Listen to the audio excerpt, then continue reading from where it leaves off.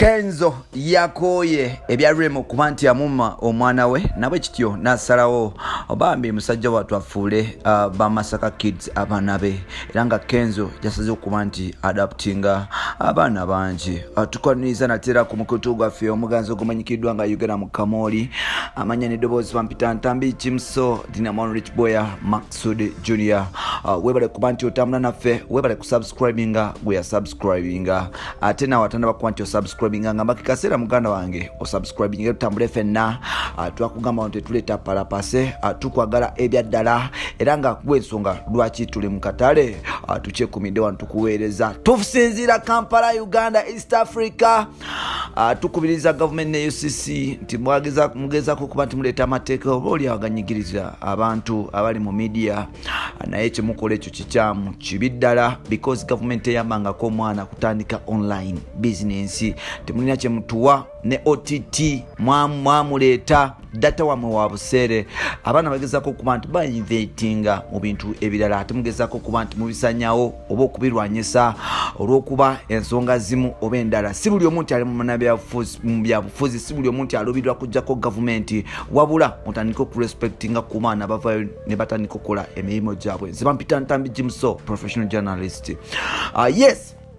olunaku lwa leero msajja mukulu amanyikiddwa nga Eddy Kenzo nabwe kityo alabiddwako n'abaana ba Masaka kids abaana ba Masaka kids bano banominatingibwa mu kye bayita Afrima Awards oluvannyuma lw'okuba nti ennaku zino be baliko Masaka kids yajja nga Eddy Kenzo amaze okuba nti agiwomamu omutu oluvannyuma lw'okuba nti Eddy Kenzo obuliawo bafuna obutakkaanya n'abaana ba Ghetto Kids tujjukire nti Ghetto Kids bajja waneeno ne bafuuka abakabi nga bamaze okuba nti bayitira ku luyimba lwa Eddy Kenzo olumanyikiddwa nga City Alosi wano nno ticha atandika okuba nti ayogera ebigambo bingi ne mu media n'aba nti atagezako okuba nti ayonona erinnya lya Kenzo era Kenzo yafuba nga bw'asobola okuba nti akiliininga erinnya lya eva match Kenzo tiyastopinga okuba nti ayamba ba Patricia n'abasigadde okuba nti atambuza obaoliawo engeri yaabwe ne aim yaabwe okuba nti yes atambuza career zaabwe wano nno manager w'abaana bano yanyiigira ddala era n'asalawo nagula ku Kenzo olutalo olw'amaanyi wano nno bamaliriza nga Kenzo obaoliawo ne Ghetto Kids baawukanye Kenzo n'afunayo plan B wano mu Kenzo kuya plan B n'afuna bakyali abalala batandika okukola system yemu Kenzo Rema bwanoba Rema agenda n'omwana amanyikiddwa nga Aamaal omwana recently yavuddeyo n'akuba emmeeza n'agamba nti njagala kulaba taata Rema n'agamba nti gwe tonkayanya toddamu kwogera bya kisiru toddamu kwasama taatawo yonali wano togenda kumulaba tusazeewo era nga Kenzo essubi ly'okulaba Aamaal ligenda liggwayo essubi ly'okuba nti okulaba omwana liggwayo Kenzo yasazeewo okuba nti adaptinga abaana ab'enjawulo era nga wetwogerera Kenzo yasazeewo okuba nti adaptinga ba Masaka kids okubeera nti bafuuka abaana be oluvannyuma okuba nti Rema yamujjako abaana oba omwana tasobola kuba nti amuaccessinga omwana gwa accessinga ali omu ye mwana amanyikiddwa nga Maya kino no kiruma Kenzo kwe kusalawo okuba nti afuna amagezi amalala era nga Kenzo musajja wattu yatandise okuba nti oba oliawo alabirira abaana abatali babe Kenzo yasazeewo okuadaptinga Masaka kids nga abaana be era nga abaana ba Masaka kids basazeewo okuyita Kenzo taata Kenzo yeewaayo okuba nti ayamba abaana bano mu ngeri yonna twamulabako nga ayogera ne Drake agezeeko okuba nti apromotinga ba Masaka kids agezeeko okulaba nga abafunira international platform ba Chris Brown n'abasikado era nga abaana bano finally ba recognized ku international level twalabye bali nominated mu Afrima Awards as the best dancing group era abaana bano bagenda kuba nti batambula ne Kenzo bagende mu America ennaku z'omwezi 15 November awards zino zigenda kubeera mu kibuga ekimanyikiddwa nga Texas Kenzo agenda kutambula ne ba Masaka kids Kenzo agamba nti nze sirina abaana balenzi n'abaana bange ab'obuwala abamu babazijjako sina access kuba nti mbafuna so mukuba nti sirina abaana balenzi n'abaana bange ab'obuwala be nali nzadde babatwala sijja kuba nti netuga oba nwana nnyo nzaale abaana mu bakazi ab'enjawulo kijja kubeera kibi so n'olwekyo nsazeewo kuba nti nfuna bano abaana bakyali bange mikwano gyange bafuuke baana bange oba oliawo tugezeeko okuba nti twezimbe era nga bano ba Masaka kids baana bange ddala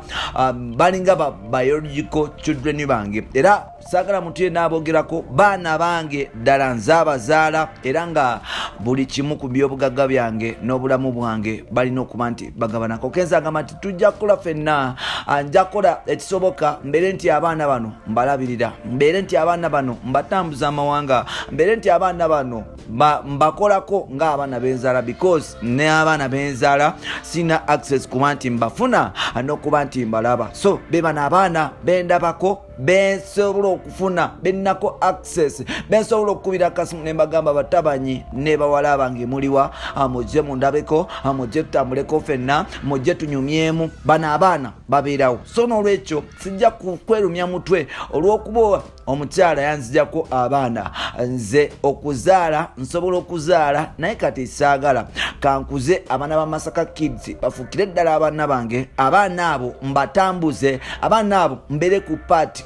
kubo ntandika okuba nti promotinga ebirooto byabwe n'okuba nti tukuza ffenna ebirooto. Masaka Kids be bamu ku baana abavuddeyo kuba nti bakola era nga recently bakafuna 1 million subscribers ku YouTube. Be bamu ku abalina video ekyasinza okuba nga za tab ku YouTube. Kenzo avaayo agamba nti bano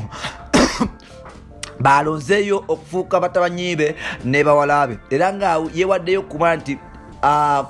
sacrifice nga buli kimu alabike nti abaana bano oba oliawo babako nekibatuukako mu bulamu. Kino nno kikulaga Kenzo nti yakola okusika omuguwa oba oliawo n'abakyala abamujjako abaana. Yagambye tajja kuddamu kuba nti azaala baana bbali wabula agenda kukuza abaana ba Masaka Kids. Yagambye abaana bano basobola okuba nti bagabana ne ku byobugagga be because baana be ddala. Bampita Ntambi Jimsode namwan Rich Boy Maxude Junior webale kuba nti otambula naffe, webale kuba nti osubscribinga gwe yasubscribinga ate nawe atandaba kuba nti osubscribinga ngamba nti sero beera nti osubscribinga tugetambule ffenna mpola mpola. Genda ononyekwale ku Instagram nkosa Ntambi Jimso 5 ate nga ku Facebook nkosa Ntambi Jimso, then bw'ogenda wali ku Twitter nkosa Jimso 16 osobola okunfollowinga ne followinga back, osobola okunoonyako ne tunyumyamu. Bye bye for now, bampita Ntambi Jimso.